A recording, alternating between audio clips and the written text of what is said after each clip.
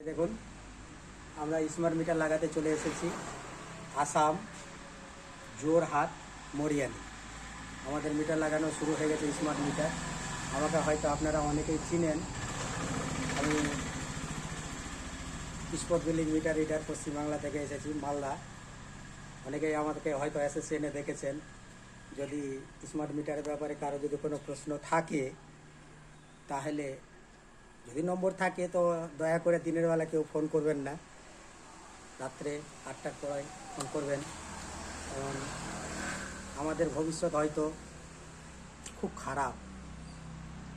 তবে এখান থেকে বুঝতে পারলাম যে আসাম সরকার এখানকার স্পট বিলিং মিটার রিডারের ব্যাপারে অনেক কিছু ভেবেছে, তাদের চাকরি যায়নি।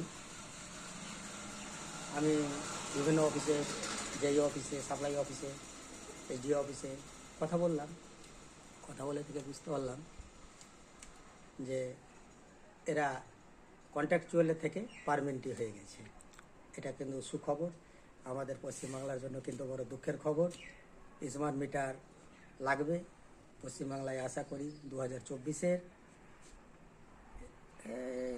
মে জুন মাস থেকে, মানে ইলেকশন, লোকসভা ইলেকশনের পরে শুরু হয়ে যেতে পারে। এটা আমাদের কাছে যতদূর খবর আছে। হয়তো আপনাদের কাছে খবর নাই, আমাদের কাছে খবর আছে।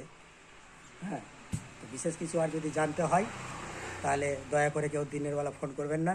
আমার নাম গণেশ মণ্ডল, বর্তমানে আসামে আছি। এই যে স্মার্ট মিটার লাগতে শুরু হয়ে গেছে, জাস্ট ডিজিটাল মিটারের মতোই দেখেন, এই যে রিডিং ফিডিং সব কিছুই উঠছে, বুঝলেন? এই যে দেখেন, একদম 314 ইউনিট লাইনটা ব্যবহার হয়ে গেছে। একবার দেখতে ডিজিটাল মিটারের মতো, কিন্তু স্মার্ট মিটার। এই যে আমাদের কাজ হয়ে গেছে, শুরু হয়ে গেছে, কাজ চলছে বর্তমানে, কোনো অসুবিধা নেই। এখানকার মানুষ কথাবার্তা, মিটার লাগাতেও কোনো অসুবিধা নেই, আর কিছু অসুবিধা নেই। তাহলে আসি বন্ধু, আবার দেখা হবে।